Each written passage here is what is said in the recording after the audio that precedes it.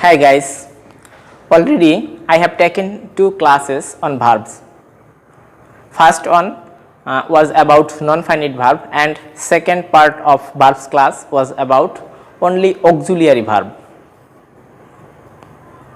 But today, or this is the last part of verbs class, I will discuss with you about principal verb and it has 2 kinds, transitive and intransitive verb. So guys, let's go and get that very verbs. I have already discussed this portion of verbs, auxiliary verbs, but this part is left, and today's class I will discuss about principal verb and it has 2 kinds, one is transitive verb and another one is intransitive verb. But transitive verb has also 5 parts or 5 kinds: causative, cognate, reflexive, factitive and prepositional or group verb. Principal verb আবার 2 প্রকার, একটা transitive আর একটা intransitive. Transitive means সকর্মক ক্রিয়া, intransitive verb means অকর্মক ক্রিয়া। তাহলে transitive verb হচ্ছে সেই verb যে ভার্বের অবজেক্ট লাগে বা থাকে, মানে যে সকল ভার্বের অর্থ প্রকাশের জন্য অবজেক্ট দরকার হয় সেটা ট্রানজিটিভ ভার্ব। আর ইনট্রানজিটিভ ভার্ব হচ্ছে যে অকর্মক, মানে অবজেক্ট থাকে না বা লাগে না। এমন অনেক ভার্ব আছে যে ভার্বগুলোর অর্থ প্রকাশের জন্য অবজেক্টের কোনো প্রয়োজন হয় না, সেগুলো হচ্ছে ইনট্রানজিটিভ ভার্ব। আমরা একটু এক্সাম্পলটা দেখলে ক্লিয়ার হয়ে যাবে। ট্রানজিটিভ ভার্বের এক্সাম্পলটা হচ্ছে এরকম যে শি লাইকস ম্যাঙ্গোজ। আমি যদি বলি যে শি লাইকস আর কিছুই বললাম না, তাহলে এই লাইকস যে ভার্বটি এটি কোনো স্পেসিফিক অর্থ লিসেনারদের দিচ্ছে না। সে কি পছন্দ করে, শি লাইকস দ্যাট মিন্স সে পছন্দ করে, বাট সে কি পছন্দ করে এটা সম্পূর্ণ অর্থ দিতে গেলে আমাকে এখানে অবজেক্ট লিখতে হচ্ছে, অর্থাৎ এটা ট্রানজিটিভ মানে এটা সকর্মক বা এই ভার্বের কর্ম দরকার বা অবজেক্ট দরকার। এবং ইনট্রানজিটিভ ভার্ব যে ভার্বের অবজেক্ট থাকে না বা লাগে না তাকে ইনট্রানজিটিভ ভার্ব বলে। যেমন বার্ডস ফ্লাই, বার্ডস ফ্লাই। আরেকটা বলতে পারি আমরা এখানে ফিশেস সুইম, পাখিরা ওড়ে। এই ফ্লাইটা হচ্ছে ইনট্রানজিটিভ ভার্ব, এই ভার্বের অর্থ প্রকাশের জন্য অবজেক্ট দরকার হচ্ছে না, এটা বলার অপেক্ষা রাখে না যে birds fly in the sky. Fly বললেই আমরা বুঝতে পারছি ফ্লাই কখনো আকাশে ছাড়া হয় না বা এটা পানিতে ওড়া যায় না, এরকমই বিষয়টা। তাহলে আমরা নেক্সট স্লাইডে একটু চলে যাই। এখানে দেখি যে ট্রানজিটিভ ভার্ব আবার 5 প্রকার। আগেই বলেছি যে causative verb, cognate verb, reflexive, factitive and prepositional আর গ্রুপ ভার্ব। তাহলে আমরা একটু বিস্তারিত দেখি সংজ্ঞা সহ। কোয়াজিটিভ ভার্ব, ইনট্রানজিটিভ ভার্বের কোনো কিছু করানো বা ঘটানো অর্থে ব্যবহৃত হলে, ইনট্রানজিটিভ ভার্ব যখন কোনো কিছু করানো বা ঘটানো অর্থে ব্যবহৃত হয় তখন তাকে কোয়াজিটিভ ভার্ব বলে। তাহলে আমরা এক্সাম্পল দেখলে আরো ক্লিয়ার হয়ে যাবে। The teacher teaches the students, teaches এই যে ভার্বটি টিচেস, দ্য টিচার শিক্ষক কি করেন, টিচেস দ্য স্টুডেন্টস। এখানে আরেকটা এক্সাম্পল আমি লিখেছি যে mother shows her child the moon, shows মানে এখানে শেখানো, শোজ মানে দেখানো। উই ফিড দ্য কাউ, আমরা গরুকে ঘাস খাওয়াই, ফিড। এই যে এই ধরনের ভার্বগুলোকে বলা হয় ইনট্রানজিটিভ ভার্বের, এটা কিছু করানো বা ঘটানো অর্থে ব্যবহৃত হয় এবং এগুলোকে বলা হয় কোয়াজিটিভ ভার্ব। আমরা কগনেট ভার্বটা একটু দেখে নিই।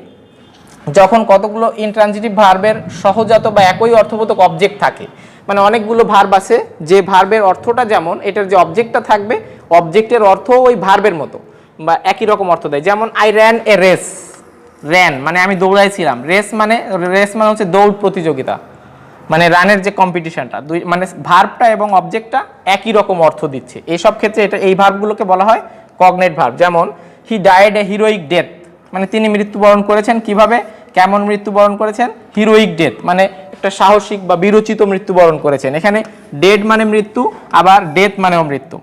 রিফ্লেক্সিভ ভার্বটা একটু দেখে নিই।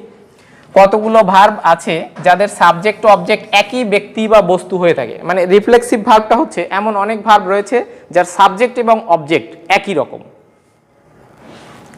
তাহলে এটা একটু দেখি এখানে এক্সাম্পলটা, she killed herself, she killed herself. এখানে এই যে কিল্ড ভার্বটা, এবং এই যে হারসেলফ অবজেক্ট একই রকমই, মানে একই ব্যক্তিকে বোঝাচ্ছে, মানে ভার্বটা যাকে বোঝাচ্ছে এই যে অবজেক্টটাও একই ব্যক্তিকে বোঝাচ্ছে। শি কিল্ড হারসেলফ মানে সে নিজেকে হত্যা করছে, অর্থাৎ আত্মহত্যা করেছে। এমন হতে পারে যে the man is fanned by himself, নিজে বাতাস খাচ্ছে বা বাতাস করছে নিজেকে, এরকম। তো রিফ্লেক্সিভ ভার্বটা এরকম ছিল। ফ্যাক্টিটিভ ভার্বটা একটু দেখি। ফ্যাক্টিটিভ মানে হচ্ছে সম্পূরক, যেটা যখন কোনো ট্রানজিটিভ ভার্বের একটি অবজেক্ট গ্রহণ করে সেন্টেন্সের অর্থ সম্পূর্ণ করতে পারে না। ফ্যাক্টিটিভ ভার্বটা হচ্ছে যখন কোনো ট্রানজিটিভ ভার্ব একটি অবজেক্ট গ্রহণ করে অর্থটা ক্লিয়ার করতে পারে না, তখন তাকে আরেকটা অবজেক্ট নিতে হয়, এমন একটা অবস্থায় যে ভার্বটা থাকে সেই ভার্বটাকে বলা হয় ফ্যাক্টিটিভ ভার্ব। যেমন উই সিলেক্টেড হিম ক্যাপ্টেন, আমি যদি এখানে থেমে যেতাম, উই সিলেক্টেড হিম, আমার সেন্টেন্সের স্ট্রাকচার ঠিক আছে, আমি ভার্ব আছে, ওই সাবজেক্ট আছে, ভার্ব আছে এবং অবজেক্ট আছে। নর্মালি সাবজেক্ট ভার্ব এবং অবজেক্ট সবসময় একটা সেন্টেন্স মেকিং হয় না বা এটা সম্পূর্ণ অর্থ দিতে পারে না। এখানে বলা হচ্ছে যে এই ভার্বটা একটা অবজেক্ট গ্রহণ করে অর্থটা সম্পূর্ণ করতে পারেনি। উই সিলেক্টেড হিম আমি বললাম, তাহলে এখান থেকে কিন্তু ক্লিয়ার বোঝা যাচ্ছে না আমরা তাকে নির্বাচিত করলাম, মানে কি হিসেবে নির্বাচিত করলাম, এখানে আমাকে আরেকটা অবজেক্ট নিতে হচ্ছে। তো এই সব ক্ষেত্রে মানে ডাবল অবজেক্ট থাকে যেসব ভার্বের, সেই সব ভার্বগুলোকে আমরা সম্পূরক বা ফ্যাক্টিটিভ ভার্ব বলতে পারি, সম্পূরক ক্রিয়া বা ফ্যাক্টিটিভ ভার্ব। যেমন উই সিলেক্টেড হিম ক্যাপ্টেন। সাধারণত নিম্নলিখিত ভার্বগুলির জন্য অতিরিক্ত অবজেক্ট দরকার হয়ে থাকে, মানে এগুলো সবই ফ্যাক্টিটিভ ভার্ব। যেমন দেখি appoint, call, choose, crown, designate, elect, entitle, find, make, name, nominate, select, title ইত্যাদি, মানে এই ভার্বগুলোকে ফ্যাক্টিটিভ ভার্ব বলা যায়। আমরা লাস্ট স্লাইডে একটু দেখি, আরেকটা রয়েছে এখানে প্রিপজিশনাল আর গ্রুপ ভার্ব। যখন ইনট্রানজিটিভ ভার্বের পূর্বে বা পরে প্রিপজিশন যুক্ত হয়, মানে ইনট্রানজিটিভ ভার্বের পূর্বে বা পরে যখন প্রিপজিশন যুক্ত হয়ে ভার্বটিকে ট্রানজিটিভ করে, তখন তাকে প্রিপজিশনাল ভার্ব বা গ্রুপ ভার্ব বলে। যেমন ডোন্ট লাফ অ্যাট দি পুয়ার, ডোন্ট লাফ অ্যাট দি পুয়ার বলা হচ্ছে যে ইনট্রানজিটিভ ভার্বের পূর্বে বা পরে এখানে এই যে প্রিপজিশনটা, এই দি পুয়ারটা অবজেক্ট ছিল, এর পূর্বে একটা প্রিপজিশন যোগ করা হয়েছে, এগুলোকে বলা হয় গ্রুপ ভার্ব। এখানে আর একটা অংশ রয়েছে ভার্বের, আমরা এতক্ষণ যে আলোচনা করলাম এটা ছিল ভার্বের ক্লাসিফিকেশনের তালিকাভুক্ত, এটার বাইরেও কিছু ভার্ব রয়েছে, সেগুলো এখানে আমি একটু সংক্ষেপে দেখিয়ে দিচ্ছি। আরও কিছু ভার্ব, একটা হচ্ছে লিঙ্কিং ভার্ব, যেটাকে সংযোগকারী ক্রিয়া বলা হয়।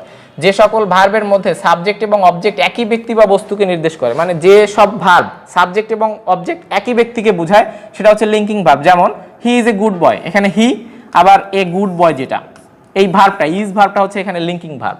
হি যে এ গুড বয়, সে একই ব্যক্তিকে বোঝাচ্ছে এই ভার্বটা, এটাকে বলা হয় linking verb. Quasi passive verb, অর্থ কর্মবাচ্যের ক্রিয়া। যেমন কতগুলো ট্রানজিটিভ ভার্ব আছে যেগুলো আকারে অ্যাক্টিভ কিন্তু অর্থে প্যাসিভ, মানে অনেকগুলো ভার্ব রয়েছে যে ভার্বগুলো আকারে অ্যাক্টিভ বাট অর্থ যখন দিচ্ছে তখন মনে হবে এটা প্যাসিভ, তাদেরকে বলা হয় কোয়াসি প্যাসিভ ভার্ব। যেমন rice sells cheap, rice sells cheap, আবার stone feels hard, sells cheap, এগুলো কোয়াসি প্যাসিভ ভার্ব, মানে অর্থটা আকারে অ্যাক্টিভ কিন্তু অর্থ যখন দেবে তখন প্যাসিভের মতো বুঝাবে।